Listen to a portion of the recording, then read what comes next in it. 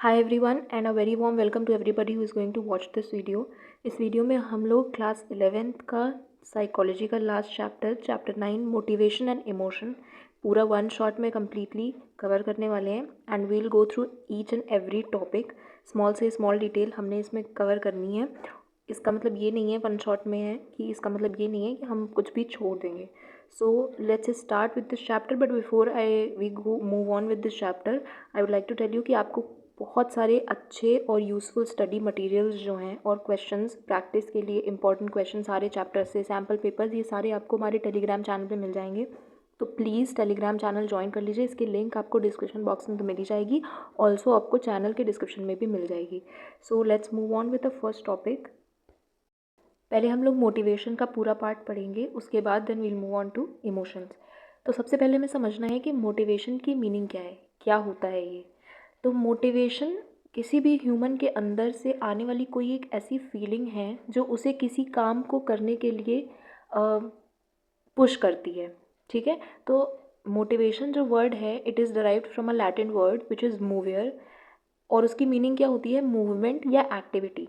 तो इससे आप समझ सकते हो लिंक करके कि कोई भी फीलिंग एक ह्यूमन के अंदर जो उसको किसी काम को किसी एक्टिविटी को करने के लिए मोटिवेशन की मीनिंग ये है कि उसको कोई काम करने के लिए पुश करे, उसे हम मोटिवेशन कहते हैं।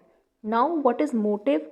मोटिव उस वो नीड है, वो रीज़न है जिसकी वजह से आप कोई काम करते हो। तो what ever is the reason behind an activity of a human being, वही उसका मोटिव होती है। और ये बहुत सारे अलग अलग डिफरेंट फॉर्म्स में हो सकती है, जैसे इंस्टिंक्ट्स के फॉर्म में हो सकती है, ड्राइव्स के फॉर्म में हो सकती है, नीड, गोल, इंसेंटिव, ये सारे क्या है, फॉर्म्स हैं अलग अलग मोटिव्स के।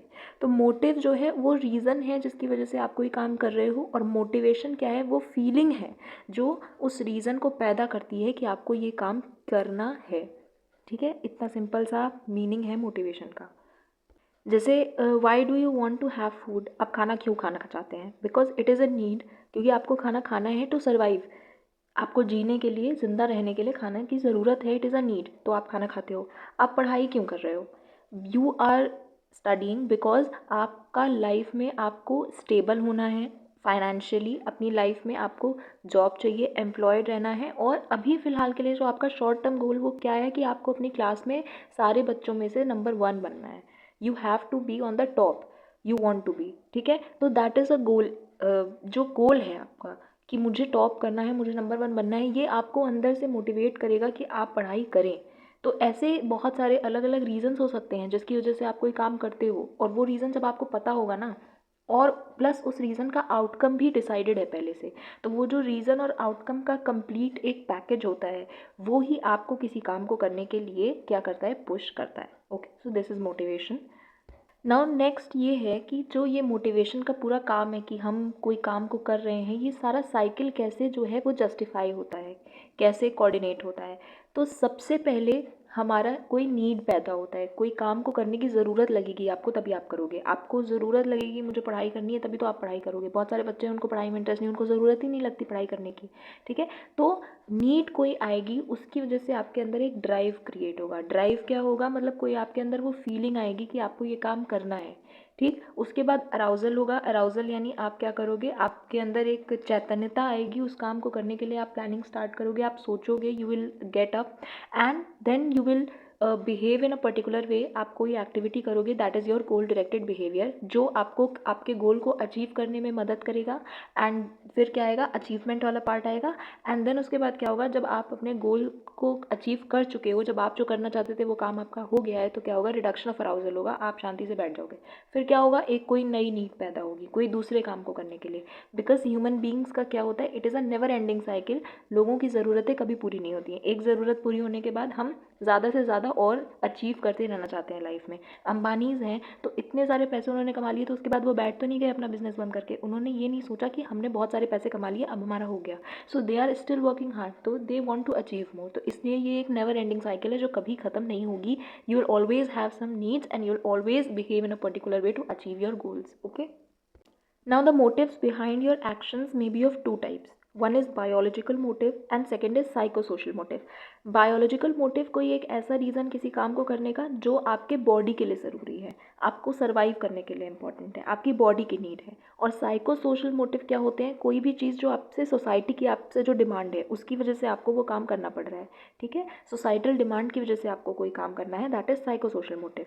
तो बायोलॉजिकल मोटिव में आपके बहुत सारे, जैसे खाना खाना है आपको, तो क्यों खाना है, बिकॉज आपको भूख लग रही है, आपकी बॉडी की नीड है कि you have to have some food to stay alive. और साइकोसोशल मोटिव्स में क्या आ सकता है कि आप क्यों नंबर बनाना चाहते हो, why do you want to be on the top of everything in every field, इसलिए बिकॉज आपको सोसाइटी के सामने अपने आप को सुपीरियर साबित करना है, आप हर कोई सबसे बेटर होना चाहता है, सबसे बेस्ट होना चाहता है, ठीक, तो इसलिए आप क्या करते हो, there are some things that you do because only because of your societal demands, society के जो डिज़ायरेबिलिटी है उसके अकॉर्डिंग एक्शंस करते हो, that comes into your psychosocial motives. तो इनको अलग अलग हेडिंग्स में हम लोग डिटेल में पढ़ेंगे। सबसे पहले बायोलॉजिकल मोटिव्स पे आते हैं, जिसमें सबसे इंपॉर्टेंट एक टर्म है इंस्टिंक्ट। इंस्टिंक्ट का मतलब क्या होता है, आपके जो अंतरात्मा की आवाज़ होती है उसे इंस्टिंक्ट कहते हैं। यानी you don't know the positives and negatives of something, ठीक है, आपको नहीं पता कि इस काम को करने का आउटकम क्या होगा, क्या वो मेरे लिए अच्छा होगा या वो मेरे लिए गलत होगा, बट सिर्फ आपके अंदर से एक आवाज़ आ रही होती है that at this point of time आपको वो काम करना चाहिए या क्या काम नहीं करना चाहिए, तो इसे हम कहते हैं इंस्टिंक्ट। हमारे अंदर से एक जो अर्ज आती है कि हमें कोई पर्टिकुलर एक्शन करना है, इट में बी पॉजिटिव, इट में बी नेगेटिव, उसके जो आउटकम्स होंगे, क्या अच्छा क्या बुरा हुआ, वो आपको उस वक्त पे नहीं पता चलेगा, you will understand it, you will realise it later in life, तो दैट इज़ इंस्टिंक्ट। अब जो हमारी बॉडी की नीड्स हैं उसमें सबसे प्राइमरी नीड्स क्या है, खाना और वाटर एंड ऑक्सीजन, ठीक है। तो सबसे पहला जो बायोलॉजिकल मोटिव है वो है hunger.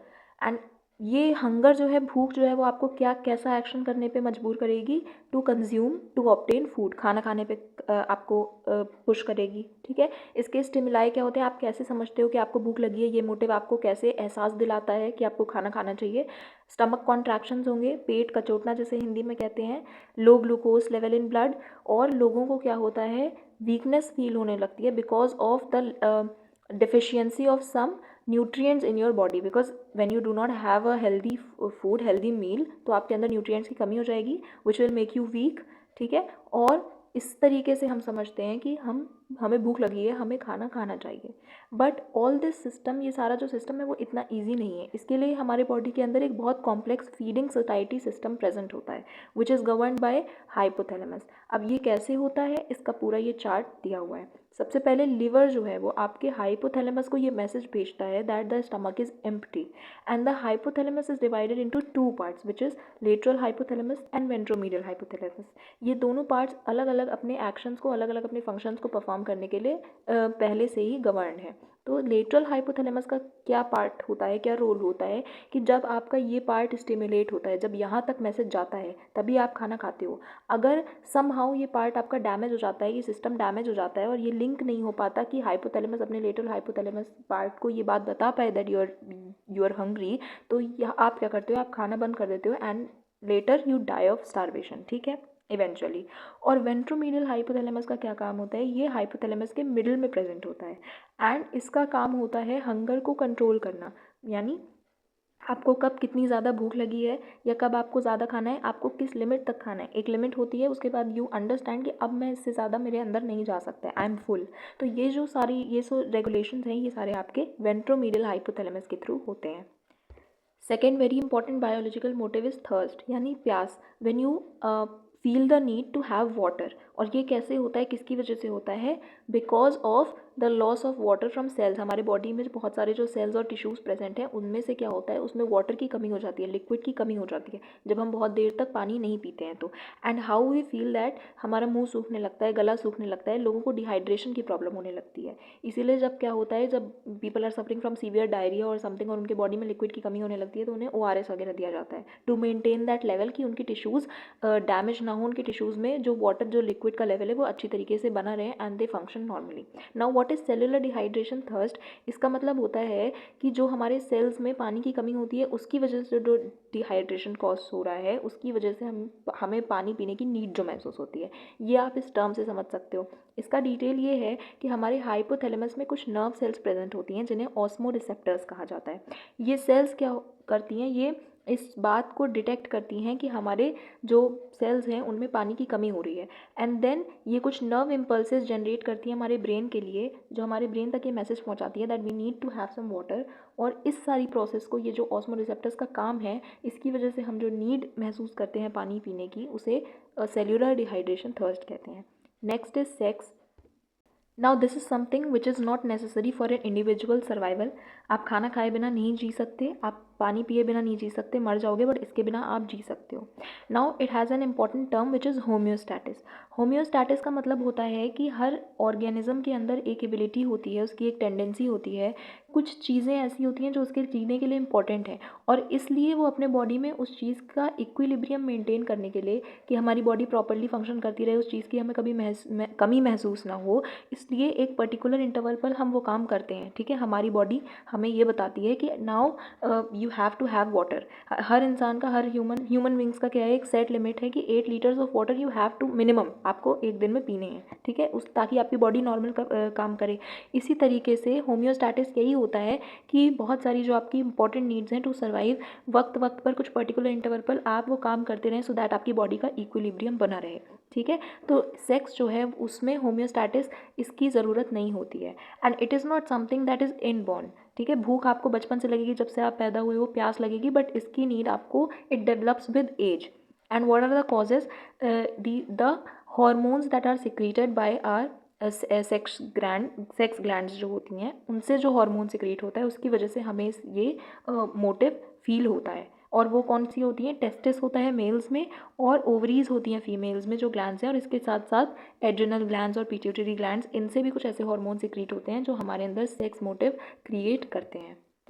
Now moving on to psychosocial motives, something that you do not do to stay alive but for satisfaction. आपको सोसाइटी में एक पर्टिकुलर सुपीरियर स्पेस चाहिए, उसके लिए आप जो काम करते हो वो सारे सोशल मोटिव्स में आते हैं। उसमें से पहला हो सकता है नीड फॉर अफिलिएशन, यानी कोई भी इंसान जो है, कोई भी ह्यूमन बींग अकेला नहीं रहना चाहता। ठीक है, वो बहुत सारे रिलेशनशिप्स फॉर्म करना चाहता है, फ्रेंडशिप्स करना चाहता है, अकेला तो नहीं रहना चाहता। तो जो लोगों से बात करने के लिए, लोगों के साथ रहने के लिए एक पर्टिकुलर स्टैंडर्ड होना चाहिए ह्यूमन बींग का। बहुत सारे अलग नेचर के, जो रिजर्व नेचर के लोग होते हैं, लोग कहते हैं यार इससे बात करना बेकार है और उससे लोग दूर भागते हैं। तो इसलिए लोग ऐसा कोई पर्टिकुलर एक्शन करते हैं जिसकी वजह से लोग उनकी तरफ अट्रैक्ट हों, लोग उनके साथ रहना पसंद करें।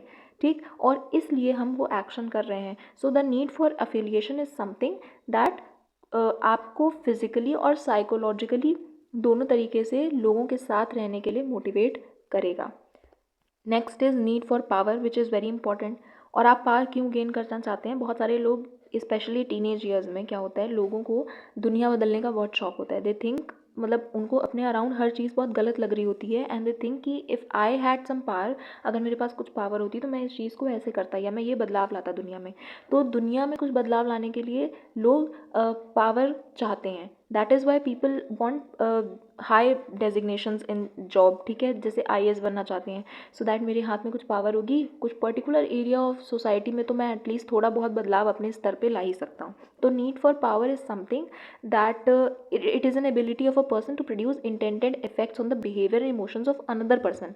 आप किसी दूसरे इंसान पर अपने पावर को यूज़ करके इन्फ्लुएंस डालना चाहते हो, उसके लिए आपको पावर की यूज़ होती है टू इन्फ्लुएंस। और डेविड मैक्लेलैंड थे, इन्होंने 4 जनरल वेज बताई थी कि आप अपने पावर मोटिव को कैसे एक्सप्रेस करते हैं। To gain feeling of power and strength from sources outside themselves. आप दूसरों को देख करके, दूसरों की स्टोरीज पढ़ के या किसी भी बड़ी पर्सनैलिटी से प्रभावित होकर के आप पावर गेन करना चाह सकते हैं कि मुझे भी इनकी तरीके बनना है। फ़ैन फॉलोइंग के लिए हो सकता है। Power can also be felt from sources within us, हमारे अंदर से भी हम चाह सकते हैं कि हम पावर चाहें। Why do people do gym?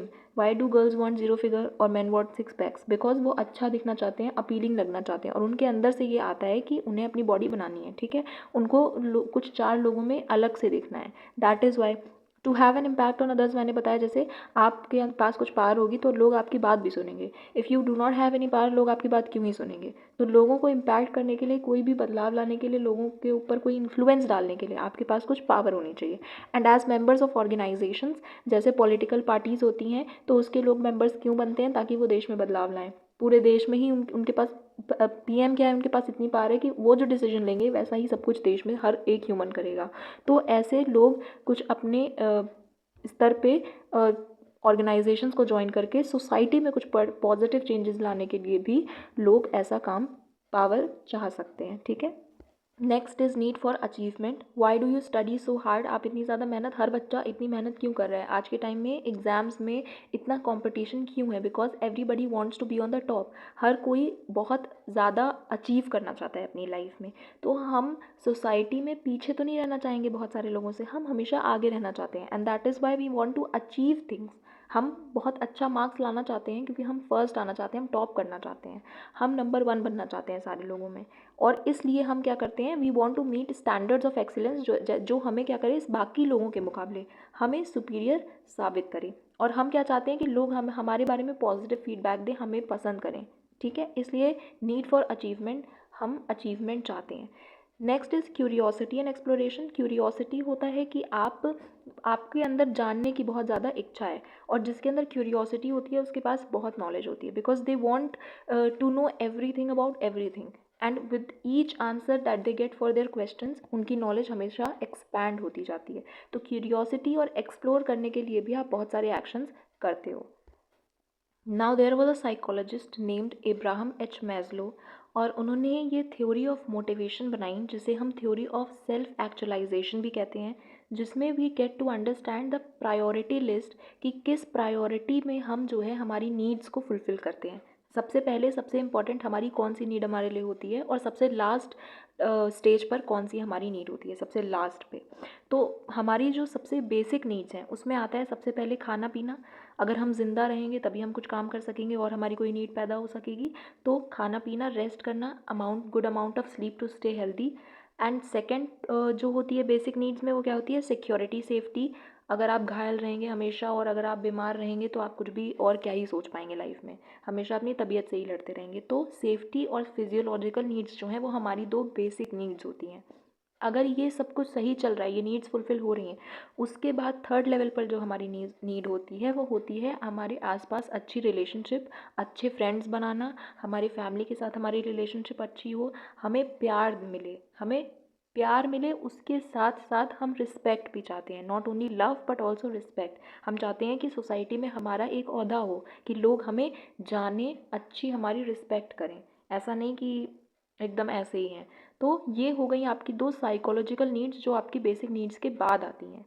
पहला belongingness and love needs, and then esteem needs. और ये सारी चीज़ें जब फुलफ़िल हो जाती हैं, उसके बाद एक आप लास्ट में जो आती है, वो आती है to get to your full potential. बहुत सारे लोग ऐसे होते हैं जिनको लाइफ में बहुत ज़्यादा कुछ नहीं अचीव करना होता है, उन्हें बहुत सिंपल लाइफ जीनी होती है कि सब कुछ बहुत ही काम चलाऊँ पे स्तर पे हो रहा है तो ठीक है। बट कुछ लोग ऐसे होते हैं जिन्हें लाइफ में बहुत कुछ एक्सप्लोर करना है, उन्हें सब कुछ देखना है, बहुत सारा घूमना है, बहुत सारी चीज़ें करनी है लाइफ में।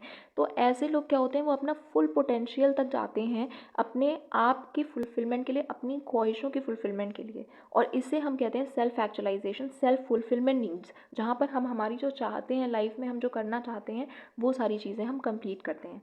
Now this is the explanation of the diagram जो मैंने अभी एक्सप्लेन किया है, ये नोट्स हैं उसके। आप अगर डायग्राम से याद कर लोगे एक पिरामिड के फॉर्म में तो वो ज़्यादा इजी रहेगा, ये थ्योरी आप अपने आप ही कंस्ट्रक्ट कर सकते हैं। Moving on to the next topic which is frustration and conflict. Now what is frustration? Frustration is a feeling जब आप कोई काम करना चाहते हो बट आप वो नहीं कर पा रहे हो, तो आपको फ्रस्ट्रेशन फील होती है, यानी आप चिड़चिड़े हो जाते हो।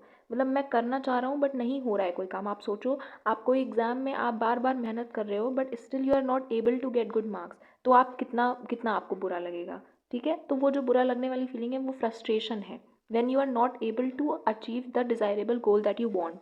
ठीक। और फ्रस्ट्रेशन से जन्म लेता है एग्रेशन। आपका जब आप बहुत बार आप जो अचीव करना चाहते हो नहीं कर पाओगे तो आप चिड़चिड़े रहोगे, आप गुस्सा करने लगोगे। तो frustration gives birth to aggressive behaviour, जहाँ पे आप क्या करते हो, बहुत ज़्यादा गुस्सा करते हो।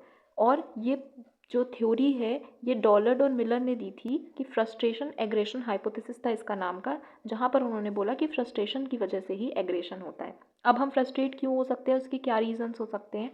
तीन हैं। पहला होता है इन्वायरमेंटल फोर्सेस। कुछ इन्वायरमेंटल फोर्सेस हो सकते हैं जो हमें हमारे गोल को अचीव करने से रोक रहे हैं। उसमें क्या आ सकते हैं, उसमें कुछ लोग भी आ सकते हैं जो आपको, अगर आपकी संगति खराब हो गई है तो आप नहीं कर पाओगे अचीव। या हो सकता है कुछ लोग साजिश रच रहे हों। कुछ लोग ही ऐसे होते हैं एक्चुअली, अगर वो अचीव मतलब वो उनको देख कर ही आप फ्रस्ट्रेट हो जाओगे, वो इतने नेगेटिव पर्सन होते हैं। तो कुछ इन्वायरमेंटल फोर्सेस हो सकते हैं हमारी फ्रस्ट्रेशन के कॉजेज़। सेकंड हो सकता है कुछ पर्सनल फैक्टर्स हो सकते हैं। आप कोई एग्ज़ाम है, आप बहुत मेहनत कर रहे हो, आप बहुत सारे अटेम्प्ट दे रहे हो, but still you are not able to make it और you are not able to score good. तो वो आपके अंदर जो लैक है, जो कमी है, वो आप समझ नहीं पा रहे हो और इसकी वजह से आप फ्रस्ट्रेट हो रहे हो बार बार। और थर्ड हो सकता है कॉन्फ्लिक्ट बिटवीन डिफरेंट मोटिव्स। यानी आप आपको दो तीन कुछ काम करने हैं बट आप तीनों नहीं कर सकते and you have to choose one. आपके पास ये भी ऑप्शन नहीं है कि आप सब छोड़ दो। आपको बहुत सारे मोटिव्स में से, बहुत सारे अपनी चाहतों में से एक कोई चॉइस चुननी होती है। वहाँ पर भी आप क्या होते हो, फ्रस्ट्रेट होते हो because you want to do everything but you can't. तो that is also a state of frustration. Now what is conflict? Conflict is a situation where two things collide, जहाँ पर वो भिड़ती हैं, जहाँ पर आमने सामने कोई दो ऑप्शंस आपके पास होंगे, दो या दो से ज़्यादा, और उनमें से आपको कोई एक चूज़ करना होगा and you can't choose more than one, but आप करना सारे चाहते हो। उस सिचुएशन में कॉन्फ्लिक्ट की सिचुएशन क्रिएट होती है। और ये कितने तरीके की हो सकती है? तीन तरीके की। पहला होता है अप्रोच कॉन्फ्लिक्ट। यहाँ पर आपके पास जो दो ऑप्शंस हैं वो दोनों ही पॉजिटिव हैं, दोनों ही इक्वली अट्रैक्टिव हैं, दोनों ही काम आप करना चाहते हो, वो अच्छे हैं, बट आप दोनों काम नहीं कर सकते हो, उनमें से कोई एक ही कर सकते हो, एक ही चूज़ करना है। वहाँ पर भी आप फ्रस्ट्रेट होगे। जैसे आपने एडमिशन लिया और आपको क्या करना है, आपने एग्ज़ाम दिया एंट्रेंस का और आपको दो बहुत अच्छे DU में भी और BHU में भी आपका दोनों जगह सिलेक्शन हो गया। Now you have to choose between the two very good colleges. तो आप दोनों में पढ़ना चाहते हो बट आप एक ही में कर सकते हो, ये ऑप्शन हो सकता है। तो यहाँ पर क्या है, अप्रोच कॉन्फ्लिक्ट, यानी दो पॉजिटिव्स के बीच में कॉन्फ्लिक्ट है। सेकेंड केस हो सकता है अवॉइडेंस कॉन्फ्लिक्ट, जहाँ पे दो नेगेटिव ऑप्शंस के बीच में कॉन्फ्लिक्ट है। हमें कोई दो नेगेटिव ऑप्शंस के बीच में चूज़ करना है जिसमें से हम दोनों ही नहीं चूज़ करना चाह रहे हैं, बट हमें फिर भी करना पड़ेगा because we do not have an option to not choose one. ठीक। तो जैसे आप कहीं गए घूमने एंड आपका कोई फेवरेट रेस्टोरेंट है और आपने सोचा कि आज आप वहाँ पर बीच में रास्ते में रुक के खाना खा लोगे। You did not pack anything from home और आप गए और आपको वो रेस्टोरेंट खुला नहीं मिला, बाय चांस उस दिन वो रेस्टोरेंट बंद था। Now what options do you have? First is कि आप या तो भूखे मरो, मत ही खाओ, और या सेकंड ये है कि आप कहीं और से खाओ जो बगल बगल ठेले वेले होते हैं, रोड साइड फूड होता है ना। दोनों के अपने अलग अलग नेगेटिव इम्पैक्ट्स हैं। एक क्या हो सकता है, आपके लिए अनहेल्दी प्रूफ हो सकता है, और अगर आप नहीं खाओगे तो आप भूखे मरोगे। ठीक है, तबीयत भी ख़राब हो सकती है। तो दोनों ही नेगेटिव ऑप्शन है, but you still have to choose one. आपको गड्ढे में गिरना ही है, बस कोई एक गड्ढा ज़्यादा गहरा होगा, कोई एक गड्ढा थोड़ा कम गहरा होगा। Third option is approach avoidance conflict. यहाँ पर काम आपको एक ही करना है, बट वो काम आप करना चाहते भी हो और नहीं भी करना चाहते हो, दोनों ही कारण हैं। मतलब एक काम को करने के लिए आपके पास एक रीज़न है पॉजिटिव, और एक रीज़न उस काम को ना करने के लिए भी है आपके पास। जैसे you want to lose some weight but आप खाना छोड़ना चाहते। Now if you want to lose weight you also have to go on a diet. आपको एक डाइट प्लान फॉलो करना पड़ेगा, बट आपको बर्गर पिज़्ज़ा सब खाना है। तो यहाँ पर क्या है कि आप करना भी चाहते हो वो काम और नहीं भी करना चाहते हो। करने का रीज़न क्या है कि विल लुक गुड, हमें अपनी बॉडी मेंटेन करनी है, हेल्दी भी रहना है। एंड सेकेंड, ना करने का रीज़न क्या है कि आपको खाना नहीं छोड़ना because you are a very foodie person. तो यहाँ पर उसी एक गोल को अचीव करने के लिए आपके पास पॉजिटिव रीज़न भी है, नेगेटिव। ऐसी सिचुएशन को हम कहते हैं अप्रोच अवॉइडेंस कॉन्फ्लिक्ट। ऐसी सिचुएशन से आप डील कैसे कर सकते हो? अच्छी तरीके से उस सिचुएशन को एनालाइज करो, जो भी ऑप्शंस आपके सामने अवेलेबल हैं उनके आउटकम्स के बारे में सोचो, कौन सा मेरे लिए बेटर हो सकता है, क्या मेरे लिए ज़्यादा बेहतर होगा, और तब आप जाके अच्छे से सोचने समझने के बाद ही कोई डिसीजन करो कि आपको कौन सा चूज़ करना है। तो ये इस तरीके से पेशेंस से, कामनेस से आप जो है कॉन्फ्लिक्टिंग सिचुएशन से डील कर सकते हैं। सो दिस इज़ अ चार्ट। ये एक समराइज करता हुआ, जितनी थ्योरी अभी तक हमने पढ़ी, जितनी कथा हमने पीछे पढ़ी है, उस सारी थ्योरी को समराइज़ करता हुआ एक चार्ट है, जो आप समझते हो कि जैसे इसमें पहले क्या होगा, नीड पैदा होगी, कोई नीड अराइज होगी, एंड देन एक ड्राइव आएगी हमारे अंदर, हम उस काम को करना चाहेंगे। अगर हमने वो काम अचीव कर लिया तब तो टारगेट बिहेवियर होगा, जो हमने अचीव कर लिया वो काम। और अगर हम नहीं कर पाए तो क्या होगा, फेलियर होगा, जिसकी वजह से आपके अंदर फ्रस्ट्रेशन आएगी।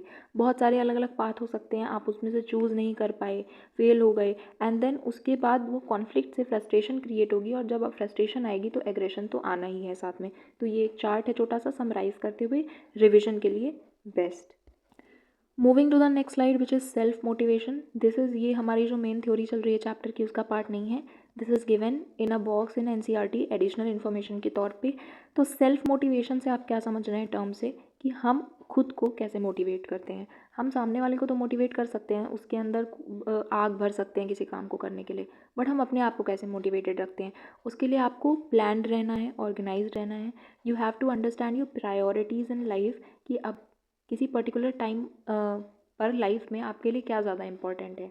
अभी जिस स्टेज में आप हो, इस स्टेज में आपके लिए पढ़ाई ज़्यादा इंपॉर्टेंट है, अपने आप को पहले फाइनेंशियली स्टेबल बनाना ज़्यादा इंपॉर्टेंट है, या अपने पापा के पैसों पे घूमना फिरना सब कुछ करना, क्योंकि वो ज़्यादा दिन तक तो चलेंगे नहीं पैसे। तो आपको खुद के लिए अपनी एक लाइफ, अपने पैरों पे खड़े होना ज़्यादा इंपॉर्टेंट है या क्या इंपॉर्टेंट है, ये आपको सोचना है। शॉर्ट टर्म गोल्स आप सेट करिए, बहुत लंबे लंबे गोल्स आप सेट करोगे तो वो अचीव करना बहुत मुश्किल होता है। अगर आप अपनी एक दिन की, एक हफ्ते की टू डू लिस्ट भी पूरी 100% अगर सेम कर सको ना, वही बहुत बड़ी बात है। इसलिए बहुत शॉर्ट टर्म गोल्स आप सेट करिए, which will lead you to achieve the bigger goal. आपको अपने बड़े गोल के टुवर्ड्स ही ले जाएगा ये। उसके अलावा आप जब अच्छा करते हैं तो आप अपने आप को कॉम्प्लीमेंट करिए। आपको किसी और की ज़रूरत नहीं है, आप खुद को ही अवार्ड दीजिए, रिवॉर्ड दीजिए अच्छा काम करने के लिए। जैसे आप सोचो कि आज मुझे जो है सुबह से इतने, मुझे कोई 2 सैम्पल पेपर सॉल्व करने हैं 3-3 घंटे के, उसके अलावा मुझे 3 घंटे कोई थ्योरी लर्न करनी है नई, जिसका क्वेश्चंस मैं कल सॉल्व करूँगा। और अगर आज मैंने शाम तक इतना कर लिया तो शाम को हम घूमने जा सकते हैं, हम कोई मूवी देख सकते हैं। तो इस तरीके से अपने आप को आप रिवॉर्ड दो। उसके अलावा, बट यही नहीं है कि जब आप गलत अच्छा कर रहे हो तो अपने आप को रिवॉर्ड दो, जब आप गलत कर रहे हो तो आप अपनी कमियों को भी समझो, एंड टेल योर सेल्फ कि अभी मैं गलत कर रहा हूँ, I am wasting my time, I do not have to waste my time at this point, और मुझे इस वक्त पे पढ़ाई करनी चाहिए थी। हमेशा आप अगर अपने गोल को इमेजिन करोगे, उस वक्त को इमेजिन करो कि जब आपको जॉब मिलेगी, आपका एम्प्लॉयमेंट लेटर आपके हाथ में होगा, और आपके पेरेंट्स के फेस पर जो खुशी होगी, आप जब वो दिन, आपके घर में कैसा माहौल होगा वो इमेजिन करोगे ना, जब आप बहुत ज़्यादा सक्सेसफुल बनोगे, तो आप अपने गोल की तरफ ज़्यादा मेहनत करने के लिए प्रेरित होगे, हार्ड वर्क करोगे बहुत ज़्यादा। तो आप हमेशा अपने गोल के आउटकम के बारे में भी सोच के अपने आप को मोटिवेट कर सकते हैं। Now next topic is nature of emotions. हमारा मोटिवेशन का पार्ट यहाँ पर चैप्टर का कंप्लीट होता है ना। यहाँ से इमोशन के बारे में हम स्टार्ट करने वाले हैं। जब आप किसी सिचुएशन में पड़ते हो लाइफ में, तो उसकी वजह से जो आप फील कर रहे हो, बोथ मेंटली एंड फिज़िकली, वो जो कंपोनेंट्स हैं वो मिला के इमोशन बनाते हैं। Now emotion and feeling are often confused with each other. हम फीलिंग को इमोशन और इमोशन को फीलिंग कह देते हैं, but feeling is a component of emotion. जहाँ पर आपका मेंटल स्टेट, जो आप कॉग्निटिव इंटरप्रिटेशन कर रहे हो किसी सिचुएशन को, दिमाग से जो समझ रहे हो, उसके साथ साथ आपके बॉडी में, आपके बिहेवियर में कुछ चेंजेस जो फिज़िकली आते हैं किसी सिचुएशन से ट्रिगर होकर, उन दोनों को मिलाकर हमारा इमोशन बनता है। वो जॉय हो सकता है, वो फियर हो सकता है। ठीक। अब जैसे जब किसी को डॉग दौड़ाता है, किसी के पीछे अगर मान लो डॉग है, तो वो क्या करेगा, वो बहुत ज़ोर से भागेगा, उसकी वजह से उसको, उसकी शरीर काँपने लगेगी और उसको पसीने आ सकते हैं। उसको, अगर किसी को फियर है डॉग से, तो ये सारे जो बॉडी में आपके चेंजेस आ रहे हैं, प्लस आप अंदर से जो अपने फील कर रहे हो दिल में, वो दोनों मिलाकर एक इमोशन बनता है डर का, फियर का। ठीक। तो feeling is a component of emotion. और इमोशंस जो हैं वो बहुत अलग अलग तरीके से हो सकते हैं अलग अलग लोगों में, बेस्ड ऑन डिफरेंट फैक्टर्स। जैसे जेंडर के अकॉर्डिंग अलग हो सकते हैं, पर्सनालिटी के अकॉर्डिंग अलग हो सकते हैं। किसी को बहुत फियर होता है डॉग का, बट कोई एक होता है, वो जो एनिमल लवर्स होते हैं उनको कम डर लगता है। साइकोलॉजिकल डिसऑर्डर्स के बेसिस पे हो सकता है। Someone who is suffering from hydrophobia, उसे आप किसी बोट में बैठा दो, एंड समवन जो उस इशू से नहीं डील कर रहा है, तो दोनों के बिहेवियर में बहुत डिफरेंस होगा। जिसको फोबिया है वो बहुत ज़्यादा डरेगा, बट जिसे वो प्रॉब्लम नहीं है उसे कोई प्रॉब्लम नहीं होगी। तो दीज आर सम फैक्टर्स जिसके बेसिस पे लोग अलग अलग तरीके के इमोशन सेम सिचुएशन में फील कर सकते हैं। जैसे when someone from your family is unwell, तो जो दुख उस वक्त पे, जो परेशानी, जो टेंशन आप फील कर रहे हो, वो कोई बाहर का आदमी क्यों फील करेगा। नाउ यहाँ पे फैक्टर क्या है, जो क्लोजनेस है, रिलेशनशिप है आपकी उस ह्यूमन के साथ who is not well, who is suffering from something, जो प्रॉब्लम से डील कर रहा है। तो वो वहाँ पर रिलेशनशिप फैक्टर प्ले करता है कि क्यों कोई एक अलग इमोशन फील कर रहा है सेम सिचुएशन में और कोई दूसरा अलग। Now emotions can also vary in intensity. किसी को बहुत ज़्यादा गुस्सा आ सकता है, किसी को कम आता है। जैसे लक्ष्मण जी को बहुत ज़्यादा एग्रेशन उनके अंदर था, उनको बहुत जल्दी जल्दी गुस्सा आता था, बट राम जी के अंदर उतना ही ज़्यादा पेशेंस था जो कि लक्ष्मण जी के अंदर नहीं था। सो दिस इज़ एन एग्जाम्पल कि अलग अलग ह्यूमन बींग्स के अंदर एक इमोशन अलग अलग क्वांटिटी में, अलग अलग इंटेंसिटी में भी अलग अलग तरीके से एग्जिस्ट कर सकता है। Now there were different theories जिन्होंने अलग अलग अपने बेसिक इमोशंस बताए कि ये कुछ बेसिक इमोशंस का सेट है जो सारे ह्यूमंस के अंदर प्रेजेंट होता ही होता है। इजार्ड ने बताए 10 ऐसे: joy, surprise, anger, disgust, contempt, fear, shame, guilt, interest and excitement. और प्लचिक थे, उन्होंने 8 बताए और उन्होंने 8 को क्या किया, दो दो के पेयर में डिवाइड किया। Now joy and sadness, joy and sadness are opposites of each other. ऐसे ऑपोजिट्स के पेयर्स बनाए: joy sadness, acceptance disgust, fear anger and surprise anticipation. तो बहुत सारे लोगों ने अपने अपने अलग अलग लेवल पे बेसिक इमोशंस बताए and we do not know till date कि कौन सा करेक्ट है, कौन सा सही है। बहुत सारी थ्योरीज आती हैं जहाँ पे वहाँ पर कोई भी करेक्ट, किसी को भी सही, किसी को भी गलत आप नहीं कह सकते हो। Moving on to the next topic which is physiological basis of emotion. यहाँ पर आप बताओगे कि कैसे आपके बॉडी के अंदर कैसे कोई फिजिकल चेंजेस, आपके बिहेवियरल चेंजेस आते हैं जिसकी वजह से आप इमोशंस को समझते हो। इसके अंदर आपके कुछ बॉडी के पार्ट्स प्ले करते हैं रोल, जिसमें आता है थैलेमस। थैलेमस क्या है, एक ग्रुप ऑफ नर्व सेल्स है जो क्या करता है, किसी सिचुएशन, किसी स्टिमुलस का जो स्टिमुलस है उसको कैच करता है और उसके बाद आपके ब्रेन तक ये इन्फॉर्मेशन पहुंचाएगा, आपके अंदर एक्टिवेशन आएगा जिसकी वजह से आप उस इमोशन को फील कर पाओगे। तो थैलेमस क्या करता है, सारे इमोशंस को एक्सपीरियंस करने में इसका एक बहुत इंपॉर्टेंट रोल है, जो हम किस में पढ़ सकते हैं, theory of emotion given by Cannon and Bard. ठीक, उसके बाद नेक्स्ट जो बॉडी पार्ट है दैट इज़ हाइपोथैलेमस। हाइपोथैलेमस जो है वो प्राइमरी सेंटर है for the regulation of emotions. हमारे बॉडी में ऑटोनॉमिक एक्टिविटी को कंट्रोल करता है। ऑल्सो सिक्रीशन जो होता है अलग अलग हार्मोन्स का, वो भी हमारे इमोशंस को अफेक्ट कर सकता है।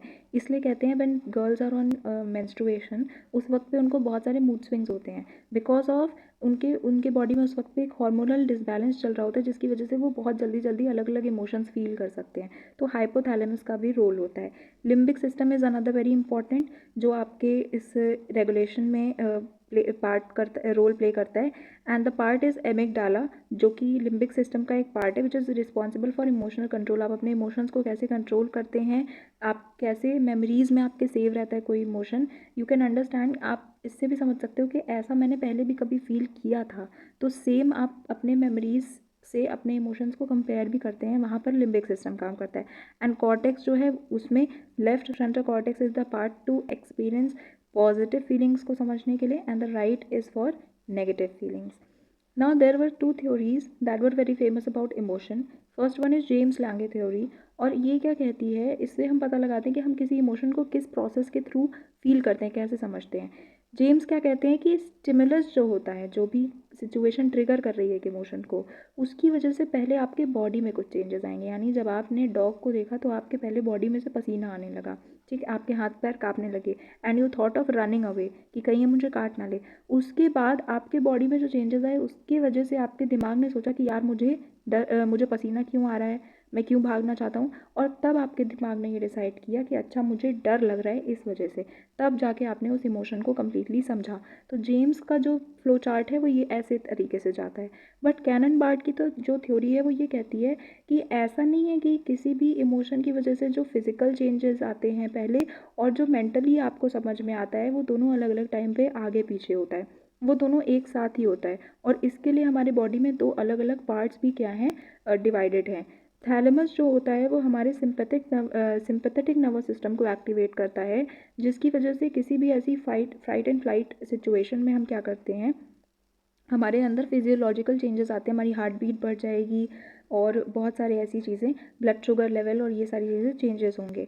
और वहीं पर सेरेब्रल कॉर्टेक्स क्या कर रहा होता है उस वक्त पे, हमारे माइंड को, हमारे ब्रेन को बता रहा होता है कि हम क्या फील कर रहे हैं। और ये दोनों चीज़ें एक साथ होती हैं, देन आप जाके उस इमोशन को एक्सपीरियंस करते हो। तो यही ज़्यादा एक्सेप्टेबल है कि दोनों चीज़ें एक साथ होती हैं, अलग अलग नहीं होती हैं। Now we have already studied about sympathetic and parasympathetic system जो नर्वस सिस्टम में है। हमारे सिंपैथेटिक सिस्टम किसी भी ऐसी सिचुएशन में, स्ट्रेसफुल सिचुएशन सिचुएशन में हमारे बॉडी को एक्टिवेट करती है, जिसकी वजह से हमारे बॉडी के बहुत सारे जो फंक्शंस हैं उनमें चेंजेस आते हैं। हमारी हार्ट रेट बढ़ जाएगी, हमारी सांस तेज़ हो जाएगी इस तरीके से। और जब वो सिचुएशन ख़त्म हो जाती है उसके बाद हमें रिलैक्स करने का काम कौन करता है? हमारा parasympathetic part of the nervous system, वो ये काम करता है कि जब सिचुएशन ख़त्म हो गई तो हम रिलैक्स कर जाए, हमारे सारे बॉडी फंक्शंस अपने नॉर्मल रेट पे होने लगें।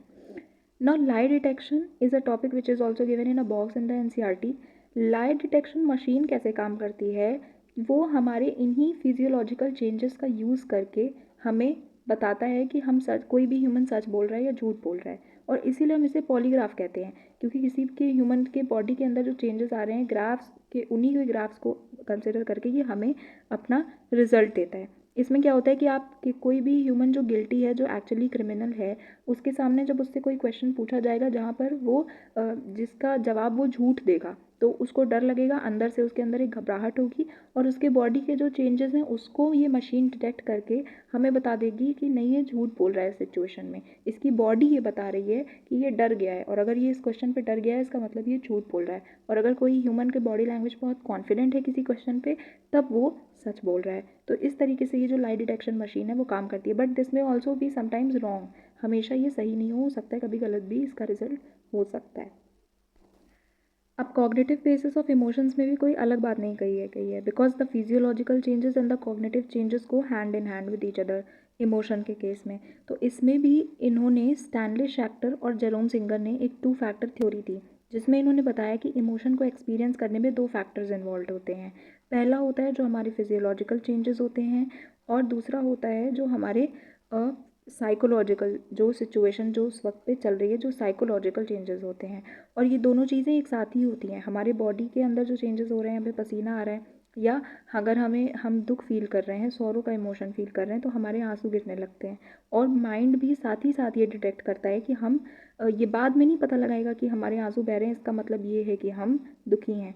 उसे साथ साथ ही पता होता है कि हम दुखी हैं और हमारे आंसू बह रहे हैं। तो ये दोनों चीज़ें साथ ही होती हैं, ये अलग अलग नहीं होती हैं, आगे पीछे नहीं होती हैं। कॉग्निटिव बेसिस ऑफ इमोशन में भी स्टैनले शैक्टर और जेरोम सिंगर की थ्योरी से हमें यही सेम चीज़ पता चलती है।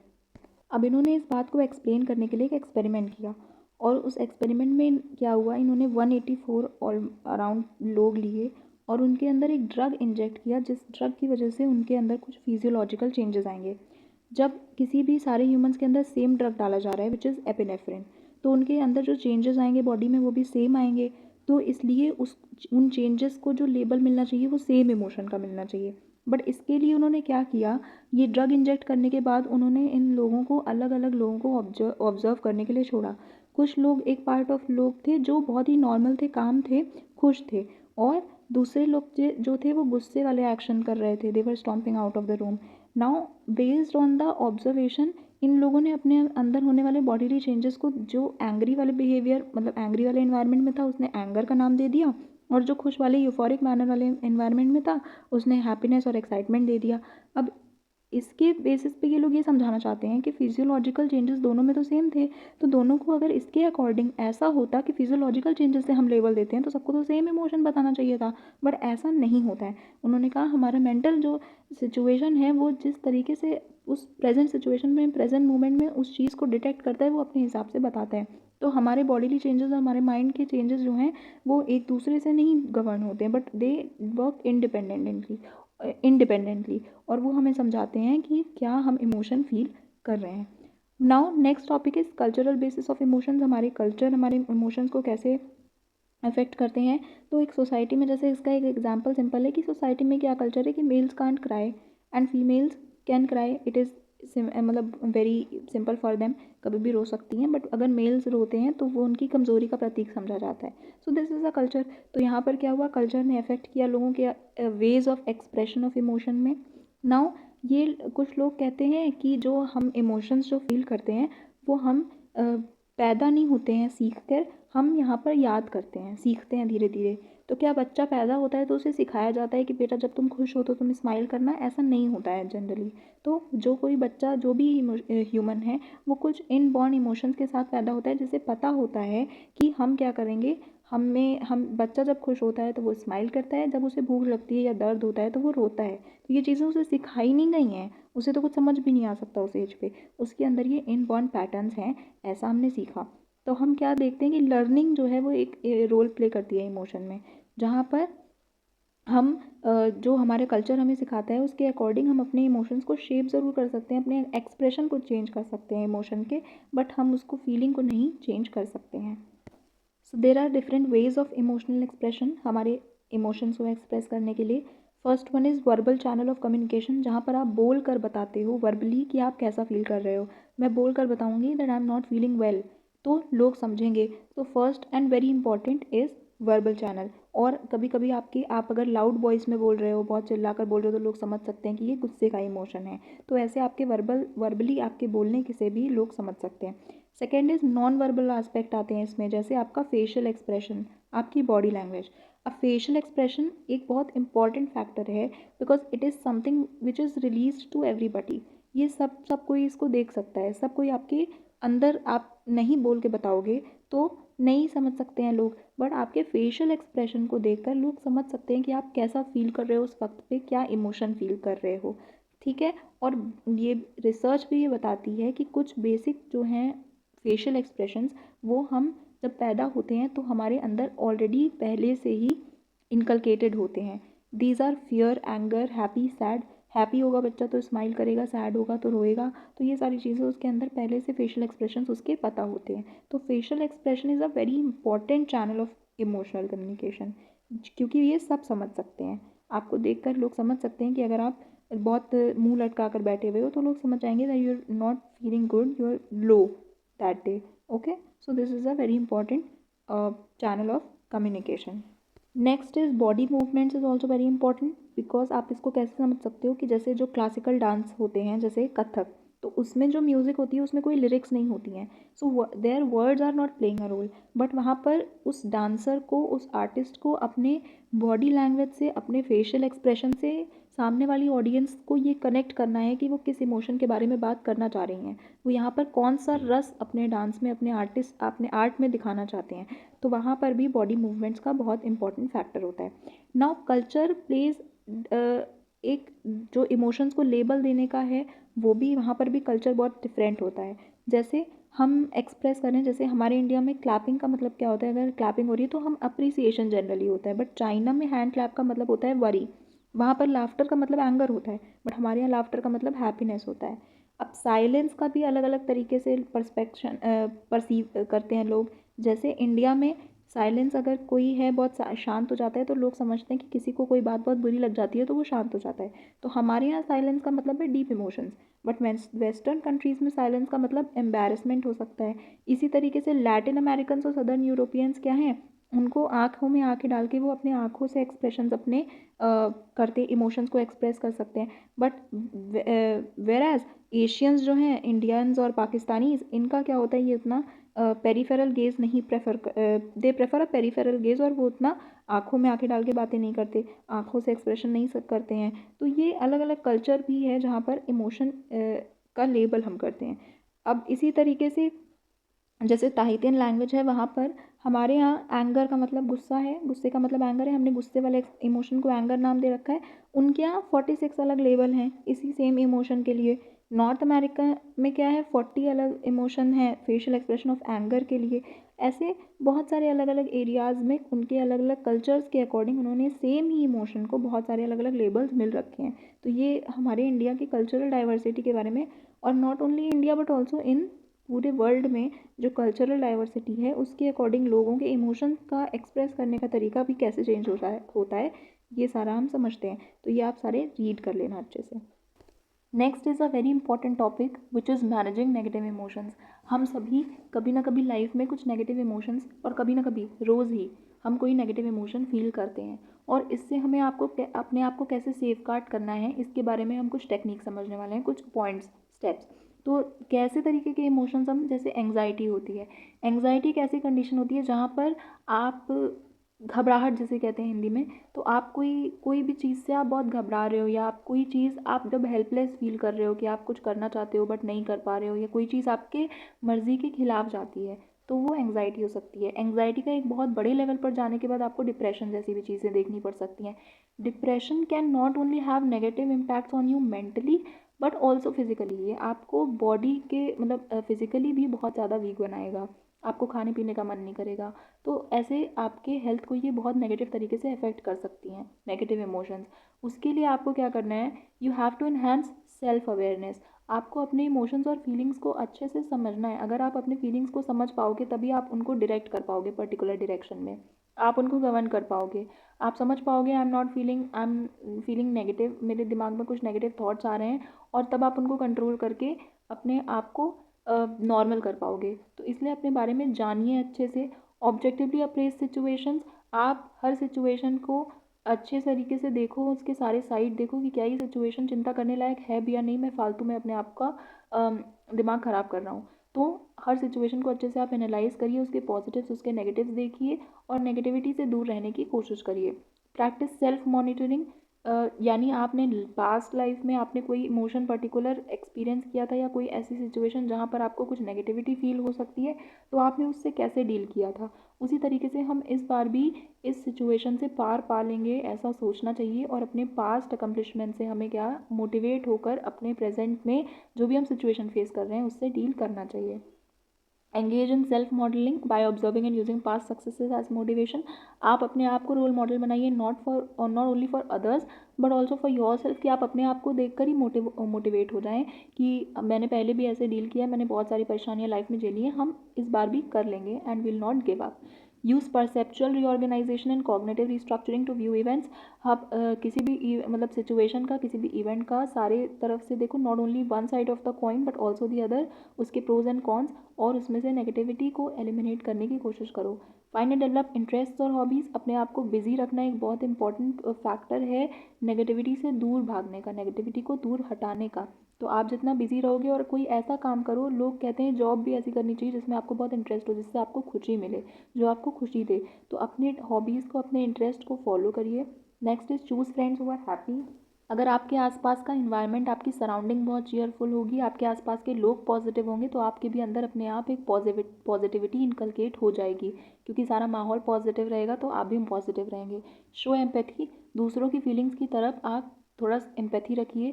लोगों की, दूसरों की आप फीलिंग्स को समझेंगे तो ही आप अपनी फीलिंग्स, जब आप किसी पर्टिकुलर सिचुएशन में होंगे तो लोग आपको भी उस नेगेटिविटी से बाहर निकाल सकते हैं। तो अगर आप दूसरों के लिए अच्छा सोचोगे तो आपको अपने अंदर भी जो है अपने लिए भी समझ में आएगा कि आपको पॉजिटिव रहना है। Develop meaningful relationships.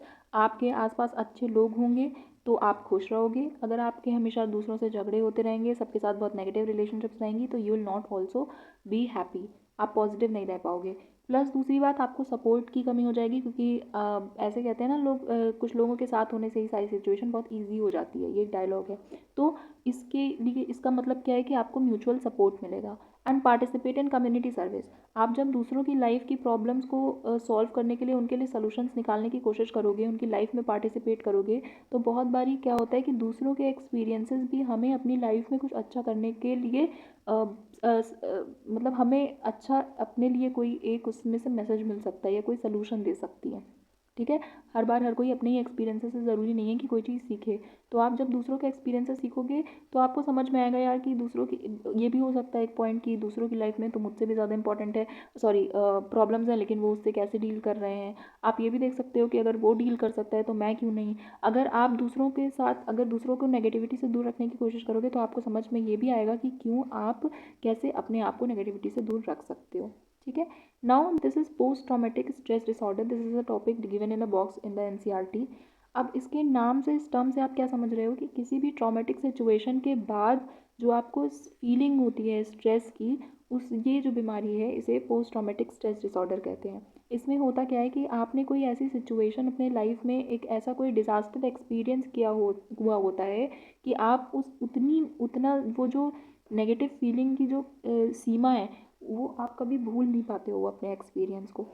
और ज़िंदगी में बार बार ऐसा होगा कि वो एक्सपीरियंस आपको याद आता रहेगा, आप वो भयानक जो डिज़ास्टर था उसके एक्सपीरियंस को भूल नहीं पाते हो।